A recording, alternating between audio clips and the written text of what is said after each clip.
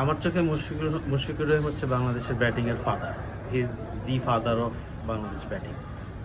উনি হচ্ছেন ওই পরিবারের ওই ছেলে যে কিনা ছোটো শহর থেকে বড় শহরে আসে ভালো একটা ফিউচারের আশায়, তারপরে মানে কঠোর পরিশ্রম করে একটা পরিবার, নিজেকে এবং পরিবারকে একটা বড় পর্যায়ে নিয়ে যায়।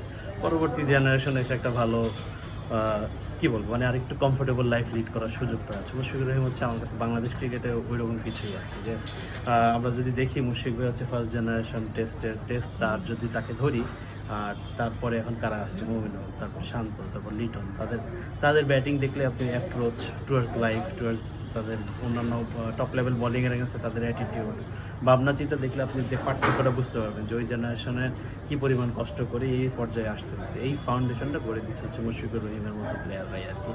আর উনি কাকে কাকে ছাড়ায় কাকে কাকে আউটরান করে আসছে এটা তো আমরা দেখতে পাচ্ছি। তার কন্টেম্পোরারি থেকে শুরু করে সাবেক যারা ছিল, আমরা যখন আগে ডিসকাস করতাম কে বাংলাদেশের সেরা ব্যাটসম্যান, নান্নু ভাইয়ের নাম আসতো, বুলবুল ভাইয়ের নাম আসতো, এখন কেউ মানে মুশফিক ভাইয়ের নাম সবার আগে আসবে, এটা আনডাউটেড।